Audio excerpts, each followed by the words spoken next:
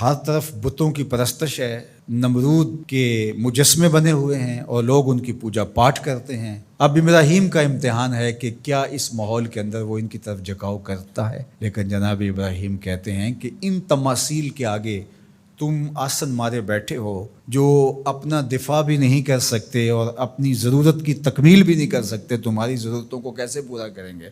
تو یہ میرے رب نہیں ہو سکتے۔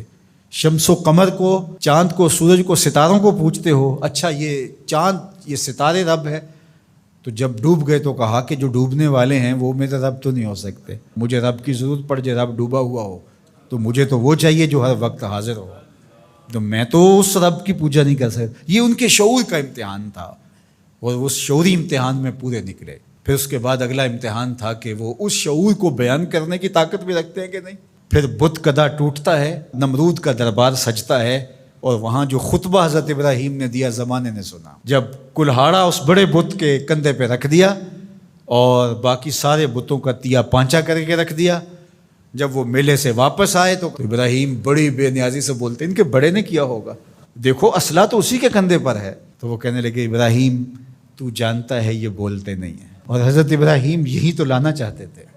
پھر جو خطبہ دیا، اف لکم ولما تعبدون من دون اللہ افلا تعقلون، افسوس ہے تمہارے اوپر اور افسوس ہے ان پر جن کو تم اللہ کے علاوہ پوجتے ہو، افلا تعقلون، تمہاری کھوپڑی میں دماغ نہیں ہے۔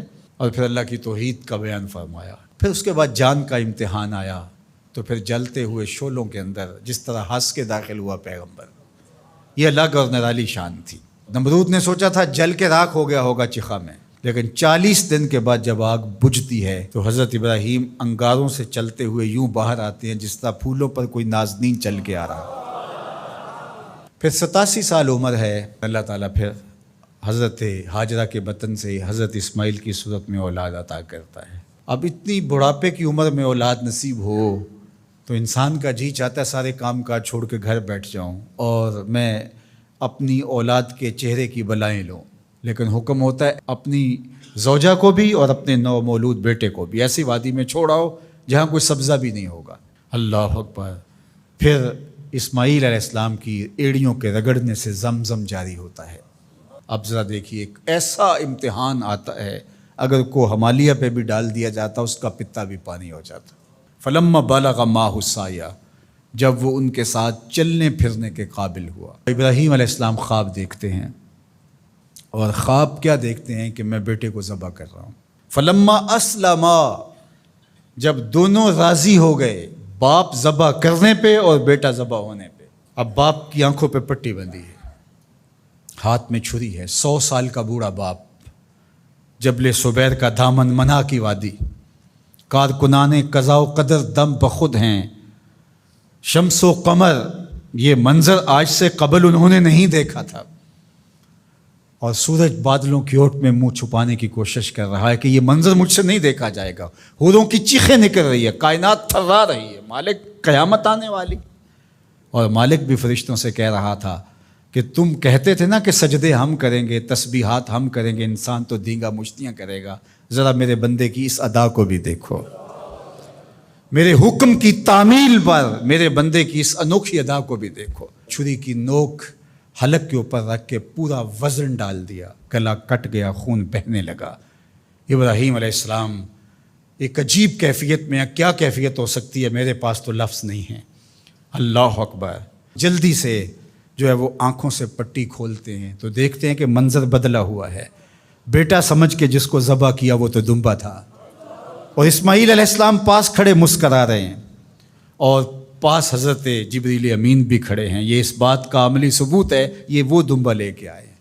تو بے ساختہ جناب ابراہیم علیہ السلام کی زبان پر جو لفظ آیا وہ یہ تھا، اللہ اکبر، اللہ اکبر۔ تو حضرت اسماعیل بولے لا الہ الا اللہ واللہ اکبر۔ پاس کھڑے جبریل بولے اللہ اکبر وللہ الحمد۔ اللہ نے کہا اے ابراہیم تمہاری قربانی کی سنت کو بھی قیامت تک جاری رکھیں گے، تمہاری زبانوں سے نکلے ہوئے جملے بھی مرنے نہیں دیں گے۔ وَنَادَيْنَاهُ أَن يَا إِبْرَاهِيمُ قَدْ صَدَّقْتَ الرُّؤْيَا إِنَّا كَذَلِكَ نَجْزِي الْمُحْسِنِينَ۔ اس حال میں ہم نے ندا دی ابراہیم تو نے واقعی خواب پورا کر دکھایا۔ إِنَّ هَذَا لَهُوَ الْبَلَاءُ الْمُبِينُ۔ اللہ فرماتا ہے یہ بہت بڑا امتحان تھا، یہ چھوٹا امتحان نہیں تھا۔ اور پھر میرا رب رب ہو کے کیا کہتا ہے؟ سلام علی ابراہیم، اے ابراہیم تیرے اوپر سلامتیاں نازل ہو۔ اللہ اکبر۔ پرسوں بھی میں کسی منڈی کے قریب سے گزرا، کہتے ہیں اس علاقے کی سب سے بڑی منڈی ہے، تو ہزاروں جانور، ہجوم محبت، اور سڑکوں پر، گلیوں میں، بازاروں میں کوئی یہاں گائے لے کے جا رہا ہے، کوئی بیل، کوئی اونٹ اٹھا کے لے کے جا رہا ہے، تو بے ساختہ میری زبان سے یہی نکلتا ہے سلام علی ابراہیم، ابراہیم تیرے اوپر سلامتیاں نازل ہوں۔ اللہ اکبر۔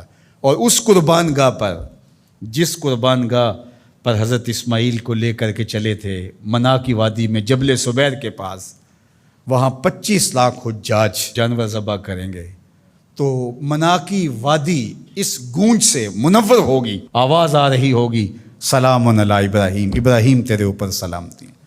ابراہیم علیہ السلام نے چھوٹا کام نہیں کیا، بہت بڑا کام کیا، لیکن میرے رب نے بھی پھر جو اعزاز دیا، جو تکریم دیا، عرض کی گئی یا رسول اللہ یہ قربانیاں کیا ہیں؟ فرمایا تمہارے باپ ابراہیم کی سنت ہے، قیامت تک وہ نقشہ ہماری آنکھوں کے سامنے رہے گا، اور لوگ اپنے قیمتی متاع کو اس طرح قربان کرتے رہیں گے۔ ہمارے ایک بزرگ فرمایا کرتے تھے کہ ہر بندے کا کوئی نہ کوئی اسماعیل ہوتا ہے، جب تک وہ اپنے اسماعیل کی گردن پر چھری نہیں رکھتا رب کا قرب نصیب نہیں ہوتا۔ تو اپنی عزیز ترین متاع اللہ کی راہ میں قربان کرنے کا موقع آ جائے، وہ جان ہو، وہ اولاد ہو، وہ مال ہو، وہ منصب ہو، جب حالات تقاضا کریں اور آپ کو لگے کہ میرے مالک کا مجھ سے یہ تقاضا ہے، تو راہ خدا کے اندر قربان کرنے کا جب یہ جذبہ اس لیول تک پہنچ جائے، تو پھر آپ اس نور سے مالا مال ہوتے ہیں، اس فیض سے فیض یاب ہوتے ہیں۔ ہمارے لیے یہ واقعات اس لیے رکھے، ہم تو چھوٹے چھوٹے امتحانوں سے ڈر جاتے ہیں، ہمیں بڑے امتحان بھی دینے پڑے تو ہمارے بڑوں کی سیرت یہ ہے کہ ہم کشادہ دلی کے ساتھ، خوش دلی کے ساتھ ان امتحانوں سے گزریں، پھر ہمارے رب کی رحمتیں اور کرم نوازیاں ہمارے شامل حال ہوں گی۔